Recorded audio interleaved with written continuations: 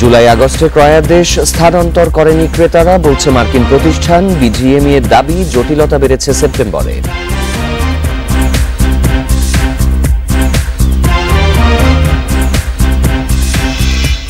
বিরতিহীন রাত ৯টায় বাংলাদেশের শিরোনাম শুনছিলেন, পুরো খবর নিয়ে আছি সাফাত বিন কবির।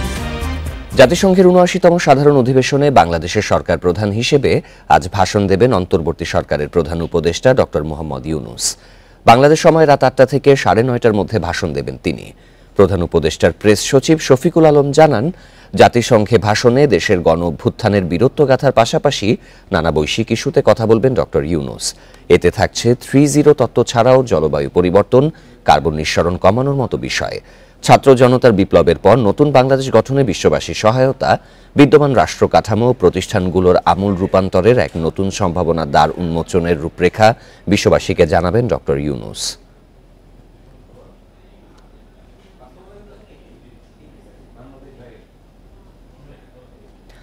আন্তর্জাতিক অপরাধ আদালত আইসিসির প্রধান আইনজীবী করিম খানের সঙ্গে বৈঠক করেছেন অন্তর্বর্তী সরকারের প্রধান উপদেষ্টা ডক্টর মোহাম্মদ ইউনূস।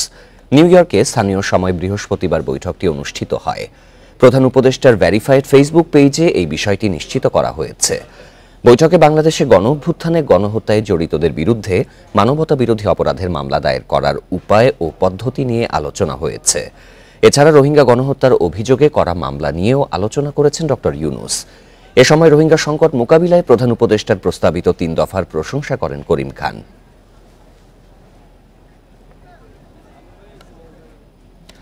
বাংলাদেশের অন্তর্বর্তী সরকারের সঙ্গে কাজ করার আগ্রহ প্রকাশ করেছে জাতিসংঘ।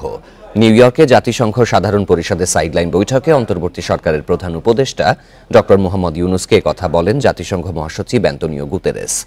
বৃহস্পতিবার জাতিসংঘ সাধারণ পরিষদের অধিবেশনের ফাঁকে ডক্টর ইউনূস ও গুতেরেসের মধ্যে বৈঠক অনুষ্ঠিত হয়। বৈঠকে বাংলাদেশের অন্তর্বর্তী সরকারকে সমর্থনের কথা জানিয়েছেন জাতিসংঘ মহাসচিব।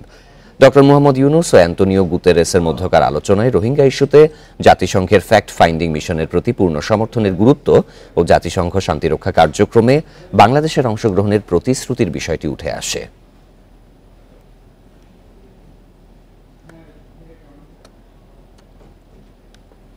অবাধ নিরপেক্ষ নির্বাচনের মাধ্যমে দেশে সরকার গঠন করতে হবে বলে মন্তব্য করেছেন বিএনপি মহাসচিব মির্জা ফখরুল ইসলাম আলমগীর। বিকেলে গাজীপুরের কাপাসিয়ায় তিনি আরও বলেন, মানুষ গণতন্ত্রে বিশ্বাস করে, তাই ভোটে নির্বাচিত সরকারেরই দেশ শাসন করা উচিত। কাপাসিয়া সরকারি পাইলট উচ্চ বিদ্যালয় মাঠে প্রয়াত বিএনপি নেতা হান্নান শাহর স্মরণ সভায় যোগ দেন মির্জা ফখরুল। বলেন, 17 বছরে বিএনপির প্রায় 1000 নেতাকর্মীকে গুম করে হত্যা করা হয়েছে। 60 লাখের বিরুদ্ধে মিথ্যা মামলা দেওয়া হয়েছে। এখনও আওয়ামী লীগের ষড়যন্ত্র থামেনি। দুর্গাপূজাকে কেন্দ্র করে তারা আবারও অস্থিরতা তৈরি করতে পারে বলে সতর্ক করেন বিএনপি মহাসচিব। অবিলম্বে তারেক রহমানের বিরুদ্ধে মিথ্যা মামলা প্রত্যাহার এবং দেশে ফেরার ব্যবস্থা করার দাবি জানান মির্জা ফখরুল। কোন রকম চালবাহন আমরা সহ্য করব না। আমি পরিষ্কার করে আজকে এই সভা থেকে বলতে চাই যে সমস্ত মামলা প্রত্যাহার করে অবিলম্বে তাকে আমাকে দেশে ফিরিয়ে আনার ব্যবস্থা করা হোক। একই সঙ্গে যত মামলা আছে এই সরকার, আওয়ামী লীগ সরকার আমলে করা হয়েছে, আমাদের ছাত্র দল, যুব দল, স্বেচ্ছাসেবক দল সহ মূল দল সহ সমস্ত মামলাকে অবিলম্বে প্রত্যাহার করতে হবে। অন্তর্বর্তী সরকারকে সংস্কার ও নির্বাচনের রোডম্যাপ ঘোষণার আহ্বান জানিয়েছেন জামায়াতে ইসলামের আমির ডাক্তার শফিকুর রহমান। বিডিআর বিদ্রোহের সঠিক তদন্ত করে প্রকৃত সত্য জাতির সামনে তুলে ধরার দাবিও জানিয়েছেন তিনি। খুলনায় আলাদা অনুষ্ঠানে অংশ নিয়ে তিনি এসব কথা বলেন। খুলনায় দুটি সমাবেশে যোগ দিয়ে ব্যস্ত সময় কাটিয়েছেন জামায়াতে ইসলামীর আমির ডাক্তার শফিকুর রহমান। শুক্রবার সকালে নগরীর আল ফারুক সোসাইটিতে অনুষ্ঠিত হয় দলটির খুলনা জেলা ও মহানগরের সম্মেলন। এতে জামায়াতের আমির যৌক্তিক সময়ের মধ্যে গ্রহণযোগ্য নির্বাচন দিতে সরকারকে পরামর্শ দেন। সংস্কারের রোডম্যাপের পাশাপাশি নির্বাচনের একটা রোডম্যাপ এই জাতিকে দিতে হবে। আমরা বলেছি সময়টা যৌক্তিক, অযৌক্তিক কোনো সময় নেওয়াও ঠিক হবে না, আমাদের পক্ষে দেওয়াও সম্ভব হবে না। পরে বিকেলে খুলনা প্রেস ক্লাবে সুধী সমাবেশে যোগ দেন জামায়াতে ইসলামীর আমির। এ সময় তিনি বিডিআর বিদ্রোহের তদন্ত নিয়ে কথা বলেন। বর্তমান সরকারের কাছে দাবি জানাবো, বিচার সম্পন্ন করতে পারেন অথবা না পারেন, যে জঘন্য হত্যাকাণ্ড সংঘটিত হয়েছে, জাতির যে বিশাল ক্ষতি হয়েছে তা জাতির সামনে আপনারা তুলে ধরুন আবার নিরপেক্ষ তদন্ত কমিটি আপনারা গঠন করুন, যারা বায়াসড হবে না, সত্যটাই বের করে নিয়ে আসবে। গণহত্যাকারীদের এদেশে রাজনীতি করার অধিকার নেই বলেও তিনি মন্তব্য করেন। তারা যেন আর রাজনীতিতে ফিরতে না পারে সেজন্য সবাইকে সজাগ থাকার আহ্বান জানান তিনি। এদিকে ইসলামের সাথে জঙ্গিবাদের কোনো সম্পর্ক নেই বলে মন্তব্য করেছেন দলটির নায়েবে আমির অধ্যাপক মুজিবুর রহমান। বিকেলে রাজধানীর ইঞ্জিনিয়ার্স ইনস্টিটিউশনে এক অনুষ্ঠানে তিনি এই মন্তব্য করেন। তাপস সরকার, ইন্ডিপেন্ডেন্ট নিউজ। রাজনৈতিক অস্থিরতাতেও বাংলাদেশ থেকে ক্রয়াদেশ স্থানান্তর করেনি বেশিরভাগ আন্তর্জাতিক ক্রেতা। কোনো ব্র্যান্ড বা কোম্পানি জরিমানাও করেনি কারখানা মালিকদের। মার্কিন গবেষণা প্রতিষ্ঠান business and human rights resource সেন্টারের প্রতিবেদনে এসব তথ্য উঠে এসেছে। তবে তৈরি পোশাক মালিকদের সংগঠন বলছে, সেপ্টেম্বরের অস্থিরতায় আগামী 3 মাসের কিছু ক্রয়াদেশ স্থানান্তর করেছে ক্রেতারা। বৈষম্য বিরোধী ছাত্র আন্দোলনে সরকার পতনের পর তৈরি পোশাক খাতে অস্থিরতা তৈরি হয়। বেশ কিছু প্রতিবন্ধকতার মুখে পড়ে এ খাত।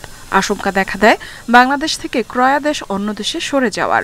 তবে মার্কিন গবেষণা প্রতিষ্ঠান business and human rights resource সেন্টারের সেপ্টেম্বর মাসের প্রতিবেদনে খুব একটা ক্রয়াদেশ স্থানান্তরের তথ্য মেলেনি। 20 ক্রেতা ও কোম্পানির সঙ্গে কথা বলে প্রতিবেদনটি প্রকাশ করা হয়েছে।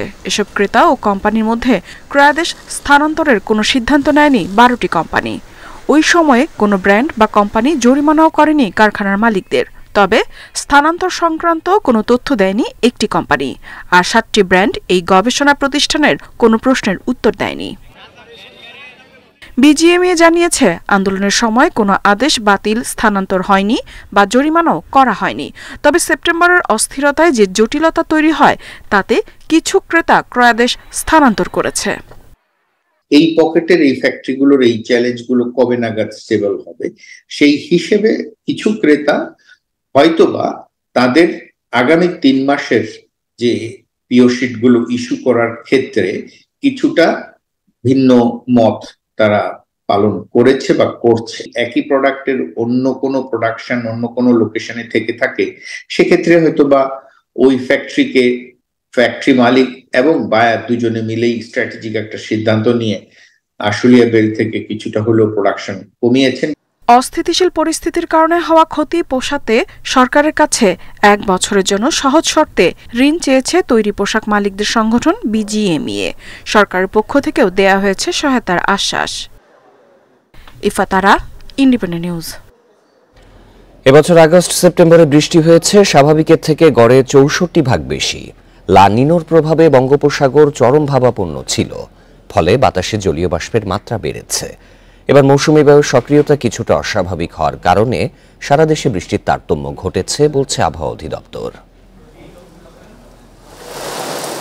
মধ্য আশ্বিনেও নতুন মেঘের আনাগোনা, শরতের শেষ দিকেও যেন বর্ষা ছেয়ে বসেছে। ঋতু অনুযায়ী জুন জুলাই সবচেয়ে বেশি বৃষ্টি হয়, কিন্তু এবছর সে সময় এল নিনোর প্রভাবে তীব্র তাপদাহ ছিল।